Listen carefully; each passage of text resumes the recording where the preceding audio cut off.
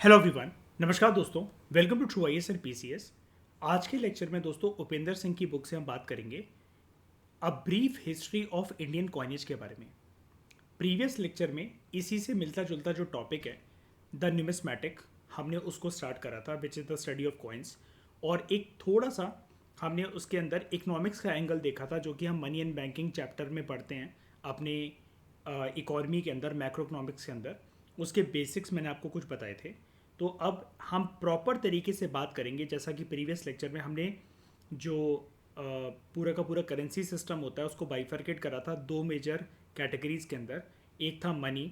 Money paper notes की form में हो सकता है, कॉइन्स की फॉर्म में हो सकता है।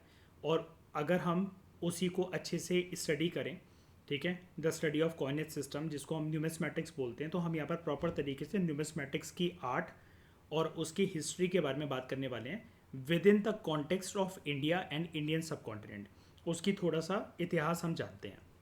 देखो, कुछ इतिहास तो है आप ऑलरेडी जानते हो, जैसा कि मैं आपको हमेशा से पूनम दलाल दहिया वगैरह या अपने फाउंडेशन कोर्स के अंदर बताता रहा हूँ। वो क्या है, एक बारी उसको ज़रा रिकॉल कर लेते हैं फटाफट से। दुनिया में बड़े सारे, जब पुराना ज़माना चलता था और बड़े सारी तरह के जब सिविलाइजेशंस एग्जिस्ट करते थे, बड़े सारे किंगडम्स एंड एम्पायर्स भी आप कह सकते हो। और ये वाली बात मैं इंडिया स्पेसिफिक नहीं कर रहा हूँ, ये पहले बात मैं जो आपको बता रहा हूँ वो वर्ल्ड लेवल पे बता रहा हूँ, वर्ल्ड हिस्ट्री के कॉन्टेक्स्ट के अंदर। तो फॉर एग्जांपल, जैसा कि एक सभ्यता के बारे में आप जानते हो जिसको हम फेमसली बोलते हैं एज एस्टेक सिविलाइजेशन। तो एस्टेक सिविलाइजेशन के अंदर आप क्या देखते हो कि मनी के अलग अलग प्रकार जो हैं वो वर्ल्ड में डेवलप होते हैं। फॉर एग्जांपल, हमें दुनिया में ये भी ट्रेसेस देखने को मिलते हैं कि कॉफ़ी बीन्स को यूज़ करा गया था as a form of money. इसके साथ दिक्कत लेकिन यही थी कि ये सड़ जाती थी इन पे, क्योंकि फंगस वगैरह का जो प्रकोप है वो छा जाता था, जिसकी वजह से कॉफ़ी बीन्स जो है उनकी जो शेल्फ लाइफ होती थी वो बहुत कम होती थी, वो सड़ जाती थी, गल जाती थी, वो फंगस वगैरह का शिकार हो जाती थी। तो it discontinued as a form of money. उसके बाद अगर हम इंडिया स्पेसिफिक बात करें, इंडिया में मनीज़ के अलग अलग प्रकार देखे गए हैं। जब बाटर इकोनॉमी चलती थी उसी के साथ पैरेलली ये पूरा का पूरा मनी का सिस्टम चलता था। हमारे देश में एक टाइम पर जो काउरीज थी, जिसको हम कौड़ियाँ कहते हैं, और इसके बारे में मैंने आपको रियल इमेजेस दिखाई थी। जो मेरे पास कौड़ियाँ रखी हुई हैं, मैंने आपको रियल फ़ोटोज़ दिखाई थी अपने हाथ पर रखकर। तो उसके अंदर जो काउरीज होती हैं जो समुद्र के किनारे मिलती हैं हमें, they also continued as a form of money. इतिहास में इस चीज़ के भी हमारे पास ट्रेसेस अवेलेबल हैं within India and Indian subcontinent. लेकिन फिर क्या होता था, कोस्टल एरियाज़ के इर्द गिर्द रहने वाले जो लोग हैं, जो कोस्टल कम्युनिटीज़ होती थी, वो तो फिर बहुत ज़्यादा काउरीज कलेक्ट कर लेती थी। और जिस चीज़ की भरमार अगर बहुत ज़्यादा हो जाए तो वो फिर एक्चुअली होता क्या कि डिमांड एंड सप्लाई का खेल होता है सारा का सारा मनी के अंदर। अगर हर व्यक्ति के पास घर पर नोट छापने की मशीन हो तो मनी, जो मनी का अस्तित्व एग्जिस्ट करता है, मनी जो मनी की तरह जो सर्व करता है पर्पस, वो पर्पस ही ख़त्म हो जाएगा। तो काउरीज का पर्पस इसी प्रकार से ख़त्म हो गया क्योंकि कुछ लोगों के पास इसकी होर्डिंग बहुत ज़्यादा होने लगी थी। तो आगे चलकर हम देखते हैं कि बार्टर सिस्टम फिर भी कंटिन्यूड रहता है, लेकिन जो मॉडर्न करेंसी सिस्टम जो डेवलप होता है वो इसी टाइम पर डेवलप हुआ जब सारे के सारे सिविलाइजेशंस और जो कंट्रीज़ हैं वो बनकर आते हैं और सिविलाइजेशंस मेच्योर हो गए थे और हर किसी का एक प्रॉपर एक गवर्नमेंट का सेटअप आया। लोगों ने ये सोचा कि हमें कुछ सिलेक्टेड लोगों के हाथ में पावर देनी है, they will decide the future of our country, of our region, of our kingdom, of our empire. तब वहाँ पर कुछ कुछ प्रचलित चीज़ें चली, कुछ मेटल्स की, सोने की, चांदी की, तांबे की, कॉपर की, ब्रॉन्ज की, and that continued as a form of money. And modern money आप जानते हो उसकी बहुत सारे प्रकार की डेफिनेशंस होती हैं, जैसे पेपर मनी हो गए नोट्स की फॉर्मेट के अंदर, प्लास्टिक मनी हो गया एटीएम कार्ड्स के फॉर्मेट के अंदर like debit card and credit card. फिर ई मनी चलता है, जैसे आजकल इलेक्ट्रॉनिक मनी जिसको हम बोलते हैं, in the form of UPI payments जिसको आप करने के लिए, नेट बैंकिंग करने के लिए यूज़ करते हो। और सबसे लेटेस्ट फॉर्म ऑफ मनी जो दुनिया के अंदर है that is crypto currencies like bitcoin, Ethereum, Solana, अलग अलग क्रिप्टो करेंसीज एग्जिस्ट करती हैं। ओके, तो ये तो मैंने आपको एक फटाफट से झलक दे दी कि हमारे देश में जो मनी है या फिर वर्ल्ड लेवल पर जो मनी है वो क्या क्या चीज़ों की फॉर्म में पहले यूज़ होता था, ठीक है। और जब भी मनी चीज़ों की फॉर्मेट के अंदर यूज़ हुआ है, जैसे कॉफ़ी बीन्स काउरीज, ये जो कौड़ियाँ हैं और कॉफ़ी के जो दाने हैं, ये कमोडिटी हैं। तो ऐसे फॉर्म ऑफ मनी को जब ऐसा वर्ल्ड हिस्ट्री के अंदर देखा जाता था, तो ऐसे फॉर्म ऑफ मनी को हम लोग बोलते हैं एज कमोडिटी मनी। ठीक है। अब जो कॉइनेज की बात आती है, कॉइनेज में आप एक वैल्यू एडिशन कर सकते हो। वैसे ये वाली चीज़ आप इंडियन इकोनॉमी के लेक्चर से बहुत अच्छी तरीके से जानते हो। इसको दोस्तों हम बोलते हैं एज मेटेलिक मनी, क्योंकि मेटल से बने होते थे। और मेटेलिक मनी कभी भी भारत का इतिहास हो या विश्व का इतिहास हो, वर्ल्ड हिस्ट्री के लेवल पर हम बात करें या इंडियन सब कॉन्टिनेंट या India specific as a region की हिस्ट्री के बारे में बात करें, मेटेलिक मनी के भी अलग अलग प्रकार जो हैं वो यूज़ होते रहे हैं। जैसा कि आप मौर्यन एम्पायर के टाइम पर देखते हो कि पहले सोने की जो अशरफियाँ जो मोहरें होती थी, चांदी की अशरफियाँ और चांदी की जो मोहरें होती थी, गोल्ड कॉइन्स, या फिर गोल्ड की कुछ commodities which were use in the form of money, silver के कुछ को कॉइन्स थे। आगे चलकर क्या हुआ कि उनकी जो सप्लाई है या जो मिंटिंग है वो लिमिटेड हो गई because of the availability of metal. वो गोल्ड और जो सिल्वर था वो कम क्वांटिटी के अंदर मिलता था, तो उसकी मिंटिंग भी कम होने लगी। और आगे चलकर कुछ राजाओं के टाइम पर, अगर हम modern not modern Mughal empire की बात करें, तो आगे चलकर हमें ये भी देखने को मिलता है कि बहुत पुअर क्वालिटी के जो कॉइन्स हैं वो मिंट करे जाने लगे थे। और लोग जो हैं फिर उन्होंने होर्डिंग स्टार्ट कर दी थी, जो प्रीशियस मेटल्स लोगों की नज़रों में होते थे, लाइक सोना और चांदी। ठीक है। तो ये सब चीज़ें जो हैं इसकी तिगड़म को हम सॉल्व करते हैं और हम बिल्कुल पुराने इतिहास से बात करेंगे भारत के स्पेसिफिक केस के अंदर, भारत को अपना एक कॉन्टेक्स्ट बनाते हुए, कि जब इंसानों के ट्रेसेस हमें देखने को मिलते हैं, ठीक है, हिंदुस्तानी सभ्यता के अंदर, वहाँ पर आगे चलकर जब किंगडम्स बनते हैं, सिविलाइजेशन इमर्ज होते हैं, एम्पायर्स बनते हैं, पूरा का पूरा एक रीजनल किंगडम इमर्ज होता है, तो मनी या स्पेसिफिक अगर हम बात करें मेटालिक मनी, वो कौन कौन सी स्टेजेस से होकर गुजरता है। And this topic is very crucial for all exams.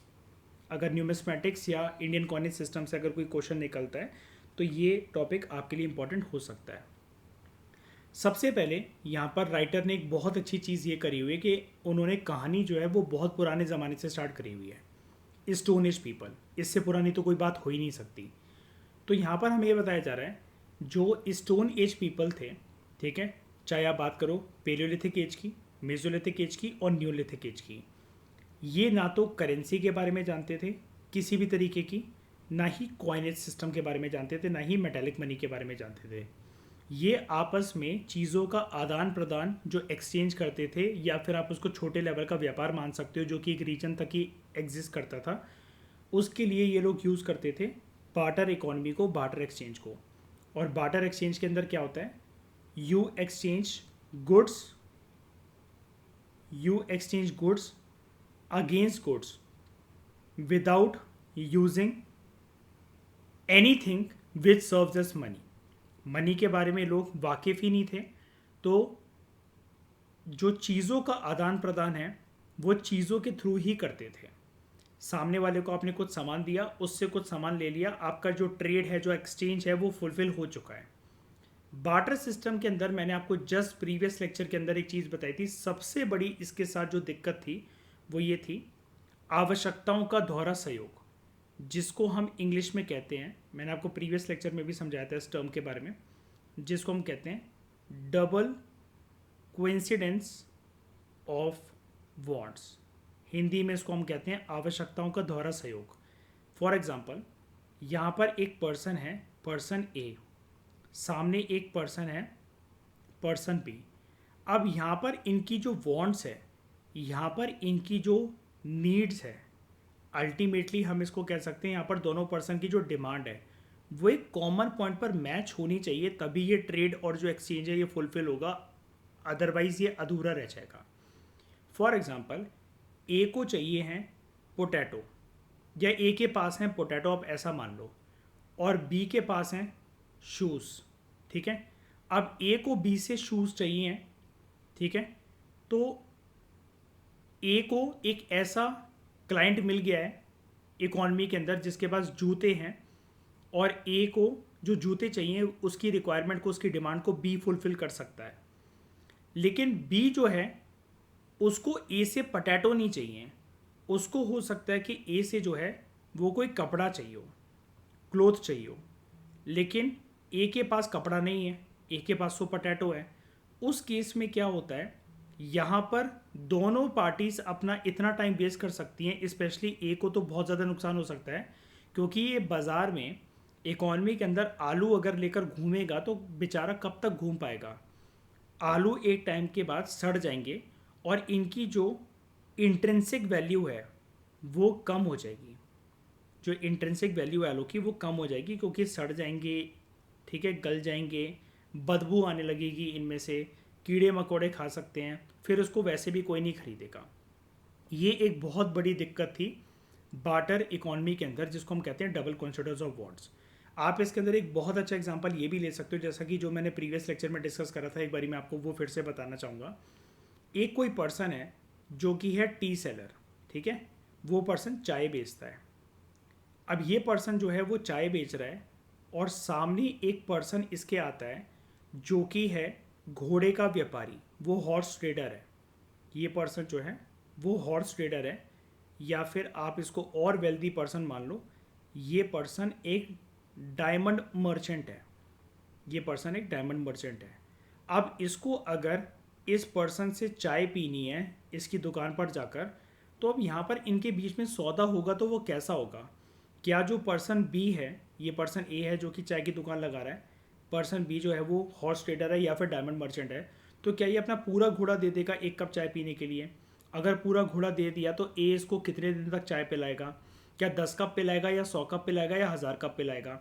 अब बी के पास कोई ऐसी कमोडिटी तो है नहीं, उसके पास एक जिंदा जानवर है, तो ऐसा भी नहीं है कि वो घोड़े का कान काट देगा, पूंछ काट देगा या आधा घोड़े को काट कर दे दे और ए को इससे कोई फ़ायदा मिल जाए।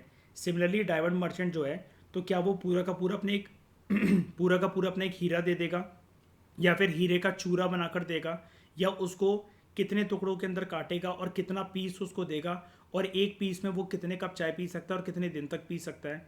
ये सब चीज़ें डिसाइड करने में बहुत ज़्यादा टाइम लग जाता था। राइट क्लाइंट जो इकॉनमी के अंदर ढूंढा जाता था वो मिलने में बहुत ज़्यादा समय लग जाता था।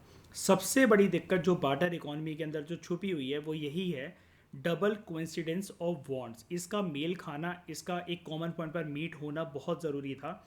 आवश्यकताओं का दोहरा सहयोग अगर नहीं होता था तो बार्टर इकॉनमी के अंदर जो एक्सचेंज या जो ट्रेड होता था दो लोगों के बीच में, वो कभी भी कॉमन पॉइंट पर आकर फुलफिल नहीं हो पाता था। ठीक है, ये समस्या आगे तक चलती रहती है जब तक बार्टर सिस्टम के सामने उसको बिना हटाए एक ऐसी चीज़ नहीं आ जाती है जिसपे हम किसी चीज़ को एक वैल्यू दे सकें। ठीक है, और वो वैल्यू देने का जो काम है वो मनी ने करा, because money served as a measure of value and money also served as a medium of exchange. अगर आपको किसी भी चीज़ को अगर वैल्यू देनी है, कि जैसे यहाँ पर डायमंड मर्चेंट ये डिसाइड नहीं कर पा रहा कि मेरे कितने डायमंड को देखकर ये चाय वाला मुझे कितने कप और कितने दिन तक चाय पिलाएगा।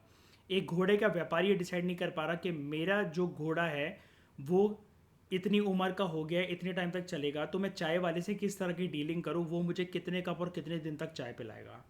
तो यहाँ पर हर एक चीज़ जो है मनी ने आसान कर दी कि हमें यहाँ पर अपने सामानों की चिंता करनी नहीं है। अगर आपको बाज़ार से कोई भी चीज़ लेनी है तो उसका एक प्राइस टैग होगा, जो कि मनी अगर आपके पास है तो आप सामने वाले को पे करके सिंपली उस आइटम को, उस कमोडिटी को, या सामने वाला अगर आपको कोई सर्विस ऑफर कर रहा है तो आप उस सर्विस को अवेल कर सकते हो।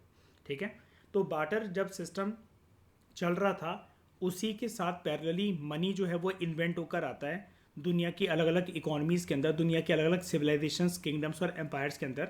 बार्टर सिस्टम ऐसा नहीं था कि मनी आने के बाद एकदम से ही जिस दिन मनी आया किसी एक इकॉनमी के अंदर वो बार्टर सिस्टम पूरी की पूरी तरीके से एलिमिनेट हो गया। बार्टर सिस्टम पैरेलली मनी के साथ काफ़ी टाइम तक चलता रहा, धीरे धीरे करके वो एलिमिनेट हुआ। आप शायद से यकीन भी नहीं मानोगे एक बात का, 2016 में जब हमारे देश में डीमोनेटाइजेशन होता है, जो नोटबंदी होती है, 500 और 1000 के नोट जो हैं वो मोदी सरकार ने बैन कर दिए थे, बंद कर दिए थे, उसको एक इकॉनमी की सर्कुलेशन से खींच लिया था। उसको लीगल टेंडर मनी जिसको हम बोलते हैं, which has a banking of the government, उस लीगल टेंडर की डेफिनेशन से उसको हटा दिया था। यूपी के एक गांव में एविडेंस हमें देखने को मिला था कि नोटबंदी के दौरान कुछ महीने के लिए वहाँ पर उस गांव के लोगों ने जो बार्टर एक्सचेंज है जो बार्टर इकोनॉमी के अंदर जो ट्रेड होता है उसको शुरू कर दिया था, उसको रिज्यूम कर दिया था। अब इतनी पुरानी बात तो हम बार्टर इकोनॉमी के बंद होने की क्या ही करें, जब ये वाली चीज़ 21st सेंचुरी के अंदर भारत के अंदर उत्तर प्रदेश के गांव के अंदर हमें देखने को मिलती है। और इसके बारे में मैंने आपको रियल न्यूज़ और रियल फोटोग्राफ के साथ ये वाली चीज़ समझाई थी आपको इंडियन इकोनॉमी के लेक्चर्स में under money and banking chapter. ठीक है, आगे बात करते हैं स्टोन एज के बाद। स्टोन एज के बाद वक्त ज़माना आगे बढ़ता है और फिर आता है चैल्कोलिथिक एज। चैल्कोलिथिक कल्चर के अंदर भी जो पूरा का पूरा जो व्यापार होता था उसके अंदर किसी भी प्रकार के हमें सिक्कों के एविडेंसेस नहीं देखने को मिलते हैं। That trade was conducted again in the form of barter exchange without the use of coins. Harappan जो है, अगर हम आगे चलकर भारत के अंदर पहली सिविलाइजेशन, पहली सभ्यता की बात करें तो उस हड़प्पन सिविलाइजेशन के अंदर हमें ये देखने को मिलता है कि हड़प्पन का जो ट्रेड नेटवर्क था as compare to stone age and chalcolithic age वो बहुत ही ज़्यादा एक्सटेंसिव और बहुत ही ज़्यादा वाइड था। इंडियन इकॉनमी के बाहर भी जाकर हड़प्पन जो है वो ट्रेड करते थे with some of their contemporary civilizations like Mesopotamian civilization, Magan civilization, Dilmun civilization, Egyptian civilization. इन सब के साथ इनके लिंक थे और इनका व्यापार होता था बहुत ही ज़्यादा एक्सटेंसिव तरीके से। लेकिन ये भी जो व्यापार करते थे, यहाँ पर भी हमें कॉइन्स का, जो कि कॉइन्स की छवि जो आज हमारे दिमाग में है, उस प्रकार के यहाँ पर कोई भी कॉइन्स यूज़ नहीं करे जाते थे। कुछ हिस्टोरियंस हमें इस बात की तरफ इशारा ज़रूर कर कर बताते हैं कि जो हड़प्पन्स हैं ये अपने टाइम पर जो सील्स का यूज़ करते थे, ठीक है, लाइक टेराकोटा सील्स या फिर स्टीएटाइट की जो सील्स होती थी, that seals sometimes it served as a purpose of money.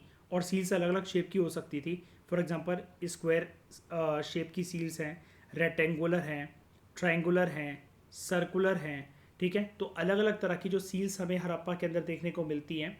कुछ हिस्टोरियंस ये क्लेम करते हैं कि that may might have served as a form of money. लेकिन जो प्रॉपर कॉइनेज है, जो हम मेटल की बात करते हैं, जो कि राउंडेड फॉर्मेट के अंदर, स्क्वायर शेप के अंदर, पेंटागोनल, हेक्सागोनल, नॉनागोनल शेप के अंदर जो हमें देखने को मिलता है, ऐसा कोई भी सिक्का मेटल की फॉर्म के अंदर वो हमें देखने को नहीं मिलता है फ्रॉम हड़प्पन सिविलाइजेशन। फिर हम आगे अगर बात करें हड़प्पन सिविलाइजेशन के बाद, तो हम पहुंचते हैं वैदिक एज की तरफ। और अगर हम अर्ली वैदिक एज की तरफ बात करें, या फिर जिसको हम ऋग्वेद भी बोलते हैं, ऋग्वेदिक एज के टाइम पर हमें कुछ शब्द देखने को मिलते हैं ऋग्वेदा के अंदर। ठीक है, फॉर एग्जांपल निष्क एंड निष्क ग्रीव। निष्क या फिर निष्क ग्रीव, ए को साइलेंट करके जनरली प्रोनाउंस करा जाता है। आप इसको निष्का या निष्का ग्रीवा भी बोल सकते हो। और निष्का ग्रीवा क्या होता है? Gold ornaments. इसके अलावा हमें एक वर्ड और देखने को मिलता है विच इज़ हिरण्य पिंडा, गोल्ड ग्लोब्यूल्स। ग्लोब्यूल्स बेसिकली क्या होता है? स्फेरिकल शेप का जब भी कोई ऐसा कोई बॉल टाइप का स्ट्रक्चर होता है और यहाँ पर लिखा हुआ है गोल्ड ग्लोब्यूल्स, तो अगर ये गोल्ड से बना हुआ है तो इसको हम गोल्ड ग्लोब्यूल्स बोलते हैं। इसके ऊपर प्रेसिंग करी जाती थी, और अगर आप इसके ऊपर टाइट प्रेसिंग करोगे या इसको चपटा कर दोगे तो ये एक प्रकार की ऐसी एक शीट की तरह फॉर्म ले लेगा अपनी। ठीक है, ये मैं आपको दिखा देता हूँ कि गोल्ड ग्लोब्यूल्स क्या होते हैं। जैसे कई लोग सोने की मटर माला पहनते हैं ना, तो ये उस प्रकार के दिखते हैं। ठीक है, इसको हम कहते हैं गोल्ड ग्लोब्यूल्स।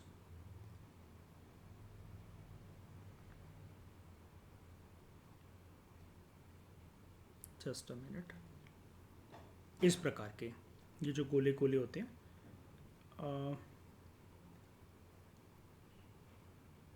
इस प्रकार के हम मोती टाइप इसको कंसिडर कर सकते हो। अगर इसके ऊपर बहुत वजन डाला जाए, ठीक है, प्रेसिंग करी जाए, तो फिर ये एक फ्लैट शेप जो है वो ले सकता है। इसको हम पतला कर सकते हैं, चपटा कर सकते हैं, इस प्रकार प्रेसिंग करके, और फिर उस पर कुछ ना कुछ हम जो है कास्टिंग कर सकते हैं, कुछ निशान सिंबल्स वगैरह जो हैं हम ये सब चीज़ें बना सकते हैं इसके ऊपर।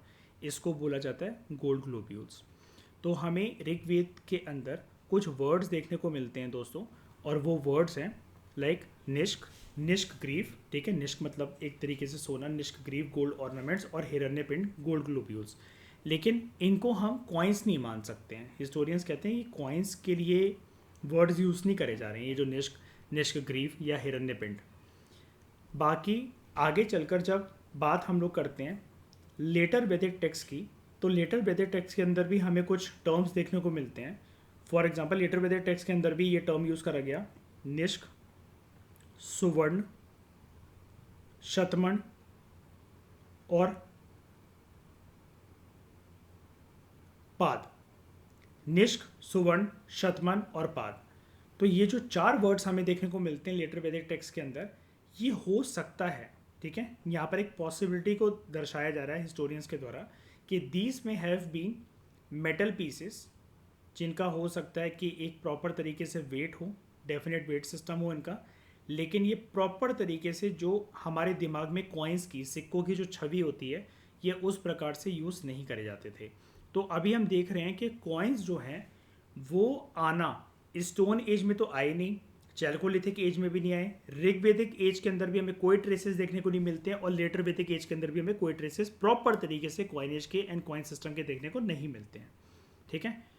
फिर उसके बाद हम आगे बढ़ते हैं, तो राइटर हमें ये बता रहे हैं साफ तरीके से बुल्स आई को हिट करते हुए कि सबसे पहले हमें प्रॉपर तरीके से जो टेक्सचुअल और आर्कियोलॉजिकल एविडेंस कॉइनेज के जो देखने को मिलते हैं इंडियन सब कॉन्टिनेंट के अंदर, वो हमें देखने को मिलते हैं from 6th to 5th century BC, ठीक है।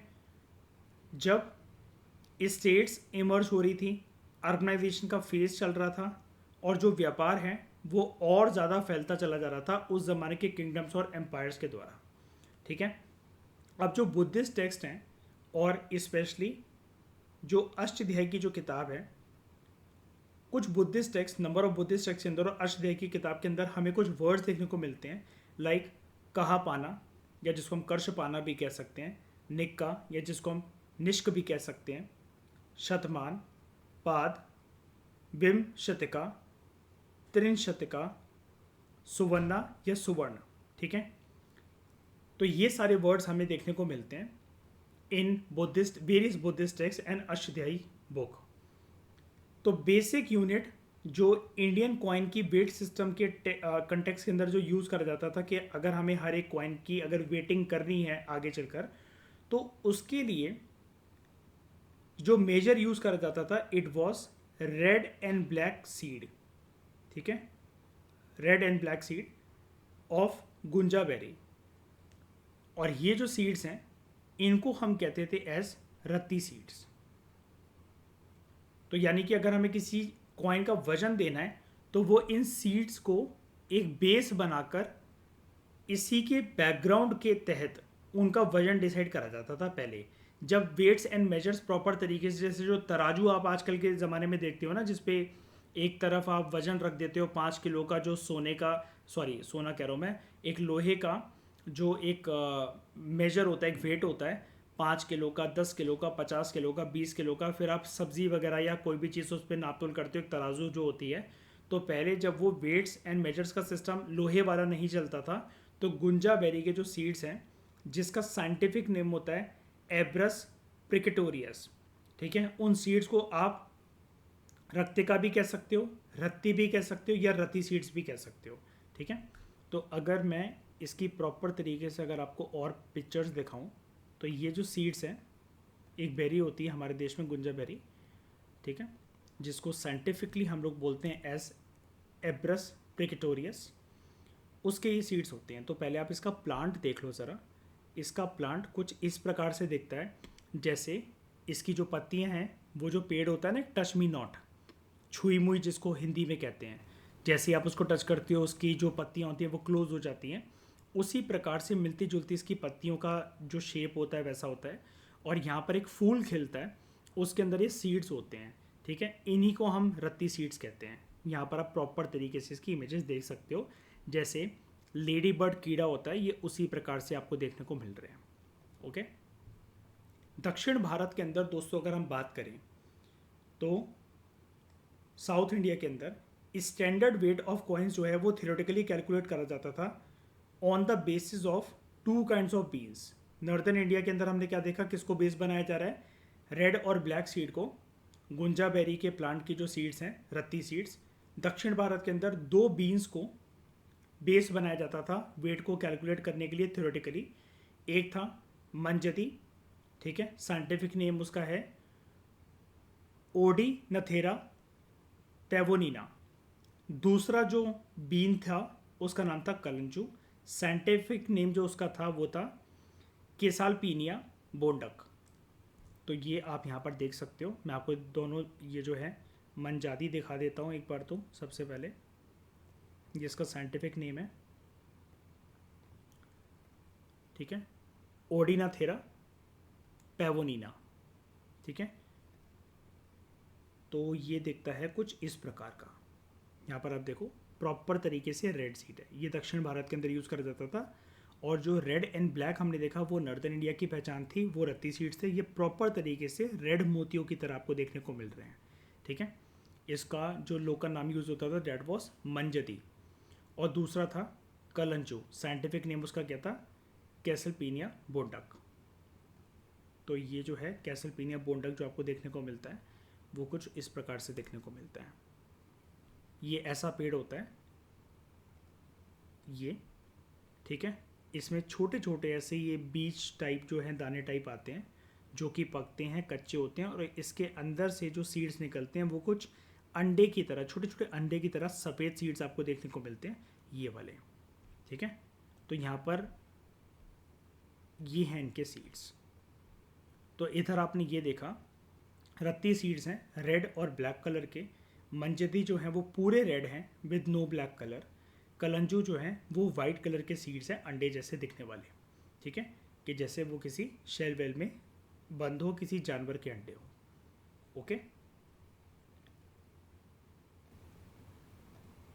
इसके आगे हम अगर बात करें तो जब भारत के अंदर ये कॉइन्स धीरे धीरे करके आना शुरू हुए तो राइटर आपको यहाँ पर ये बता रहे हैं कि इसका मतलब ये नहीं था कि बार्टर एक्सचेंज जो है वो पूरी तरीके से लुप्त हो गया हो, कि कॉइन्स जैसे ही आए, जैसा कि मैं आपको लेक्चर की स्टार्टिंग में बता रहा था कि आप ये मान लो कि जैसे ही कॉइन्स आते हैं हमारे देश के अंदर तो बार्टर इकॉनमी जो है वो पूरी तरीके से लुप्त हो गई। ऐसा नहीं था, ठीक है।